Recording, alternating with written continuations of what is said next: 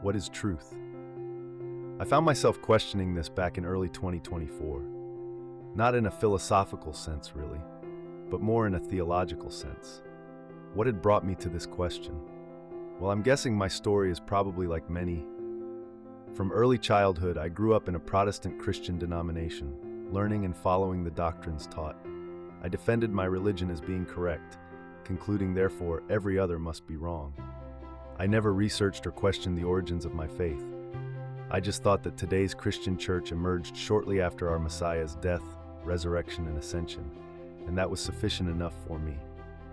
There were periods of my life where I was not living as Scripture instructs us to.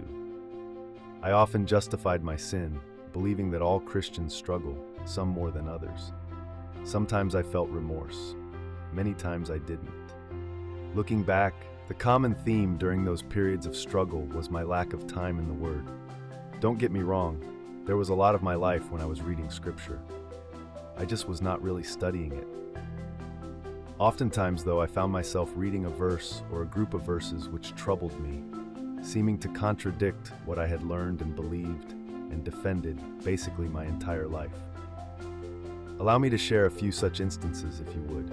The first instance was Isaiah 42:8, which says, "I am the Lord, that is my name, and my glory will I not give to another, neither my praise to graven images." It implied the Most High was speaking, and he said, "I am the Lord," immediately followed by "that is my name." That made no sense to me. The Lord is a title, it is not a name, and no actual name was ever provided when I checked similar verses, only the title. For example, Psalms 113, verses 1-3 said, "Praise ye the Lord. Praise, O ye servants of the Lord, praise the name of the Lord. Blessed be the name of the Lord from this time forth and forevermore.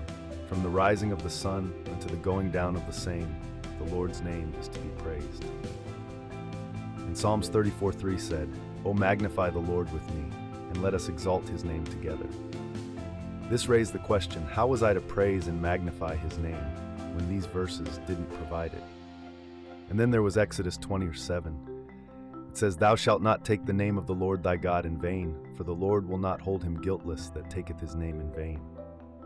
Yet another question arose. How am I to know if I was taking his name in vain or not?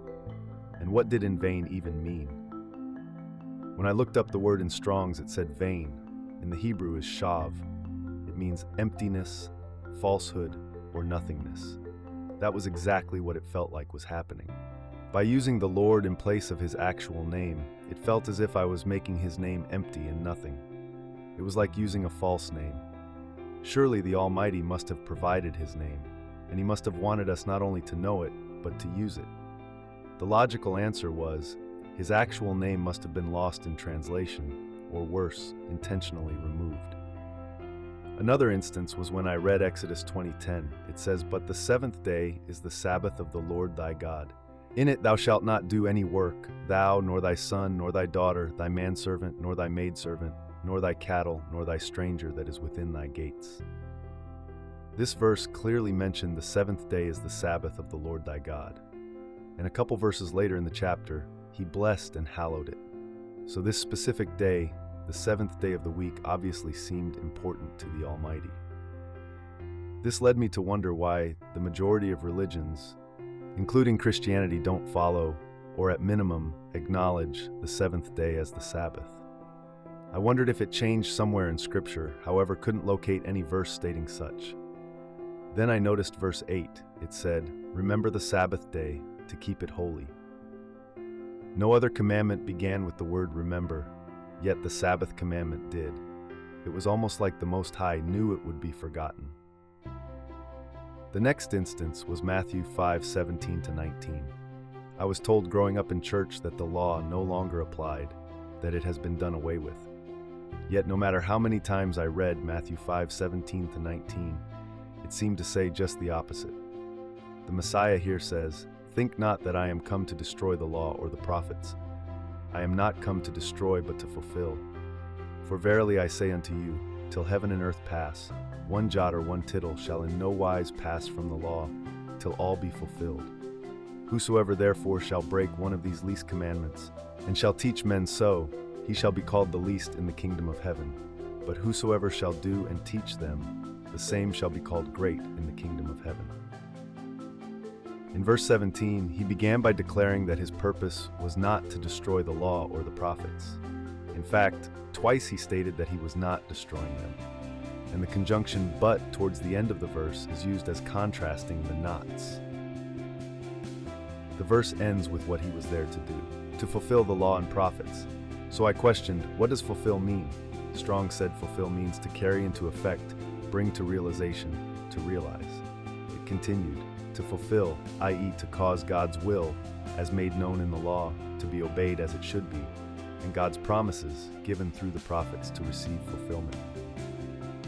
Nowhere in this verse could I see it was saying or implying the law or the prophets being done away with. Then in verse 18 he said, until heaven and earth pass away, no part of the law shall pass away.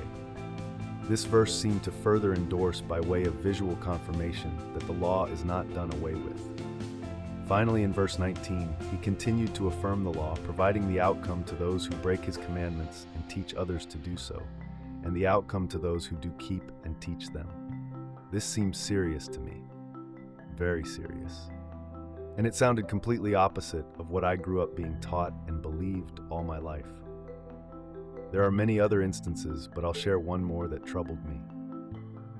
Matthew 7:21-23 reads, not everyone that saith unto me, Lord, Lord, shall enter into the kingdom of heaven, but he that doeth the will of my Father which is in heaven. Many will say to me in that day, Lord, Lord, have we not prophesied in thy name, and in thy name have cast out devils, and in thy name done many wonderful works? And then will I profess unto them, I never knew you. Depart from me, ye that work iniquity.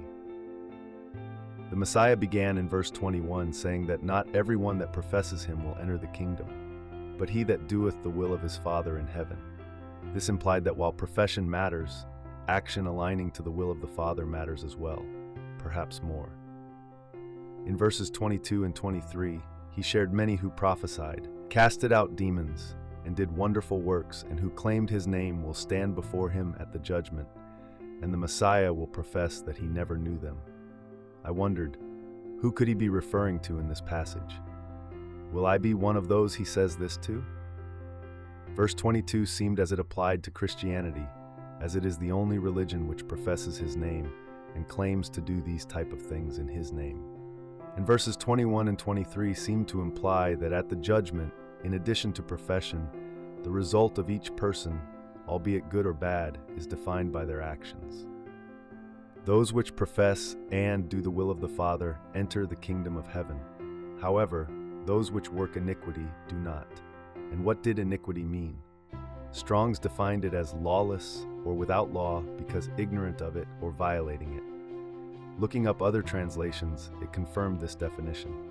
The ESV translates this verse, and then will I declare to them, I never knew you. Depart from me, you workers of lawlessness. While the New English translation says, then I will declare to them, I never knew you. Go away from me, you lawbreakers. All these instances, among others, left me confused and troubled. Could what I believed and defended all my life be wrong? 1 Corinthians 14:33 states, for God is not the author of confusion, but of peace, as in all churches of the saints.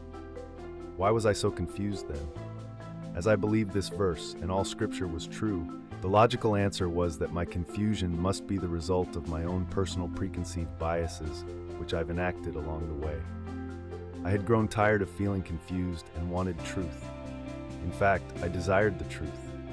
I swallowed my pride, admitting that many beliefs and doctrines which I had adhered to all my life had to be wrong. I could not arrive at any other logical answer. Through earnest prayer, I asked the Father to reveal his truth to me. James 1:5 tells us, if any of you lacks wisdom, you should ask God, who gives generously to all without finding fault, and it will be given to you. He began revealing things in his word which I had never seen before. Psalm 119, verse 160 confirmed this. It says, the entirety of your word is truth, and every one of your righteous judgments endures forever. Verses like 2 Timothy 3:26 had new meaning. It reads, all scripture is given by inspiration of God and is profitable for doctrine, for reproof, for correction, for instruction in righteousness. You see, at the time when Paul wrote this letter, scripture mentioned here was Genesis to Malachi. So I began to study and consider all scripture without any preconceived biases or through the lens derived from doctrines, traditions, or philosophy of men, as scripture warns us over and over again. We see Colossians 2:8 alerts us to beware lest any man spoil you through philosophy and vain deceit, after the tradition of men, after the rudiments of the world, and not after Christ. And 2 Timothy 4:3 tells us, for the time will come when they will not endure sound doctrine, but after their own lusts shall they heap to themselves teachers having itching ears. As I prayed and sought out his truth, he revealed it in his perfect timing. And he continues to do so each day. Were you aware that bank tellers are specifically trained to inspect, feel, and tilt genuine bills to identify security features like watermarks, security threads, and raised ink? This assists them in identifying when they see a counterfeit. If we apply this same practice to Scripture, we'll know when lies are presented to us. My desire is to know him and walk in his ways, and that is my prayer for you as well. Please join me in this series, where we'll explore Scripture without preconceived biases. We'll study it in context, using Scripture to interpret itself instead of man's doctrine. Let's fulfill 2 Timothy 2:15, which says, "Study to show thyself approved unto God, a workman that needeth not to be ashamed, rightly dividing the word of truth." What is truth? Let's find out together.